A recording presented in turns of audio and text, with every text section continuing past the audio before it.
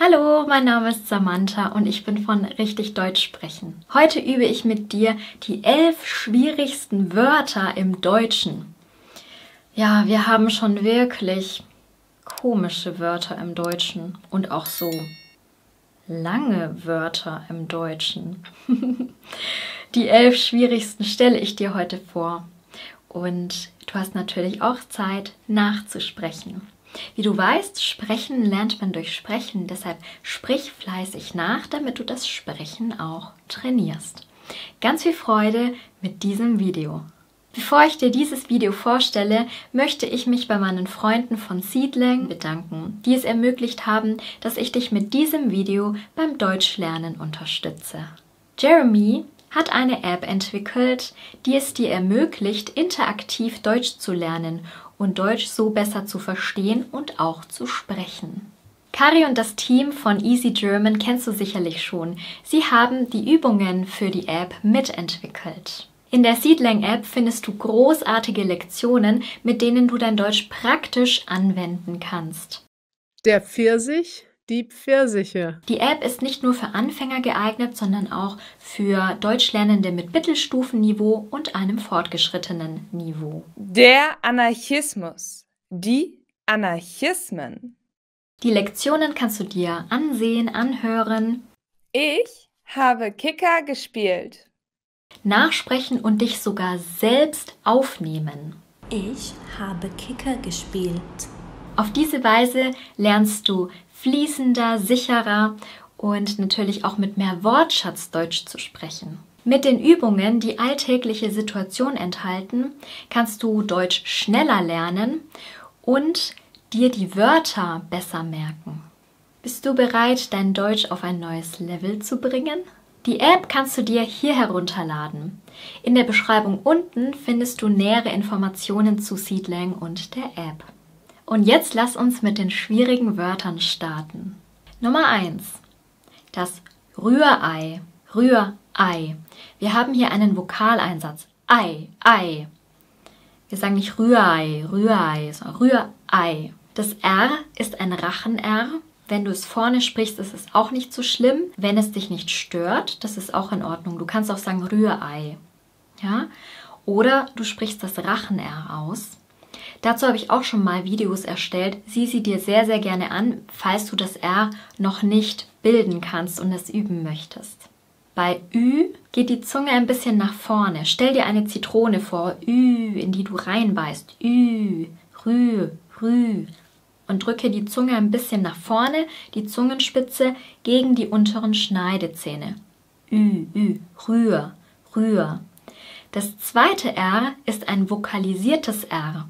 Das bedeutet, es klingt so ähnlich wie ein kurzes A, A, Rühr, Rühr. Das heißt, die Zunge bleibt unten, Rühr, A, A, A, Rühr, Ei. Und EI spricht man als AI aus, Ei, Ei. Ganz kurz. Heute Morgen habe ich mir ein Rührei gemacht. 20. Im Hochdeutschen artikulieren wir das Wort als 20. In Bayern oder Süddeutschland, generell in der Schweiz oder in Österreich, hört man auch 20, 20. Das habe ich früher zum Beispiel auch immer so gesagt, weil ich aus Bayern komme. 20. Das Z ist eigentlich ein TS. Stell dir einen Kaugummi vor, den du aus dem Mund ziehst. Die Zungenspitze ist vorne hinter den oberen Schneidezähnen und wir artikulieren z. Es gibt so ein Zischgeräusch. Als nächstes folgt das W, bei dem die Zähne auf der Unterlippe liegen. Zw, zw, zw, zwan, zwan, zwan. Dann folgt wieder ein Z, zwanz, zwanz. Dann ein kurzes I. Hier ist die Zunge nicht so weit oben wie beim langen I. Na, sie ist eher hier und nicht so wie ein Berg, ein kleiner Berg, ein Hügel. I. Und dann das klingt wie eine fauchende Katze. Hierbei liegt die Zunge hinter den unteren Schneidezähnen und die Zungenränder gehen leicht nach oben. Ich. zig, zig. 20. Und zig, zig. Hier sind die Lippen ganz breit. Zig, zig. Um deine Artikulationsorgane, das heißt die Lippen, die Zunge und den Kiefer aufzuwärmen, kannst du dir auch gerne mein Video mit den Mundmotorikübungen ansehen. Meine Tochter ist 20 Jahre alt. Das Brötchen, Brötchen. Das Brr, Brr allein ist natürlich schon eine schwierige Kombination, denn bei B bilden wir hier vorne den Laut und das R ist hinten. R, R, Brr, Brr. Das heißt, wir müssen koordinieren und das ist schon mal ein bisschen schwierig oder eine Herausforderung. Bei dem langen Ö geht die Zunge, der Mittelteil der Zunge auch nach vorne. Ö, Ö, Ö. Stell dir vor, ein Baby sitzt vor dir, du gibst ihm Essen, aber es möchte den Brei nicht und möchte es wieder ausspucken, möchte den Brei wieder ausspucken. Ö, Ö, Ö. Die Zungenspitze drückt leicht gegen die unteren Schneidezähne. Dann kommt T, T. Hier liegt die Zungenspitze oben, hinter den oberen Schneidezähnen. Dann kommt wieder das bei dem die Zungenspitze unten liegt.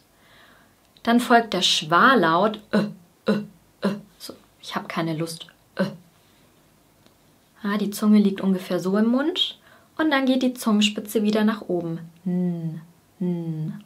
Bröt, Brötchen, Brötchen.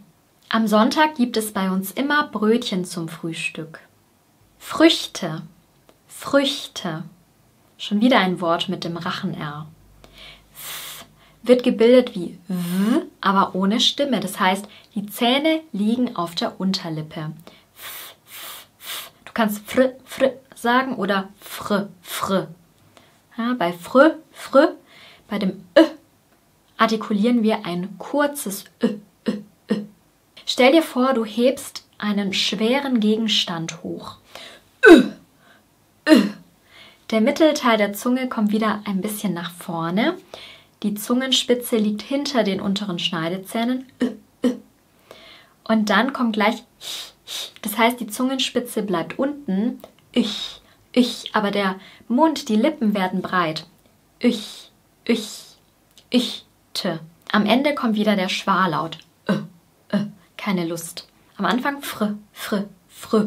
Du siehst schon, am Anfang sind die Lippen breit, dann werden sie leicht spitz, fr, fr, früch. Dann wieder breit, te und wieder locker. Früchte, Früchte. Meine Lieblingsfrüchte sind Bananen und Mangos. Psychisch, psychisch. Dieses Wort habe ich oft mit meinen Schülern und Schülerinnen geübt, die Ärzte sind. Psychisch. Wir sagen nicht wie im Englischen psych oder psychological, wir artikulieren das P wirklich. P, P. Ps, ps, ps. Du kannst dir vorstellen, du sagst zu jemandem, er soll leise sein. Ps, ps. Und dann kommt ein Ü, ein langes Ü. Du stellst dir wieder eine Zitrone vor, in die du beißt. Psy, psy. Das heißt erst breit, psy, psy, psy. Die Zungenspitze ist erst oben bei dem S und dann geht sie nach unten bei dem Ü. Psy, psy. Dann kommt das CH1, bei dem die Zunge auch unten ist. Psych, psych. Die Lippen werden breit. Dann ein kurz und sch, sch, sch. Isch, isch. Die Zunge macht wie eine Schale im Mund und die Lippen sind nach vorne gestülpt. Sch, sch. Man sieht eigentlich nur die vorderen 4 Zähne. Sch. Jetzt probieren wir es nochmal komplett. Psychisch, psychisch. Du kannst dir auch deine Hände zu Hilfe nehmen und die Hände machen eine Bewegung für das S. Psy, psy, psy.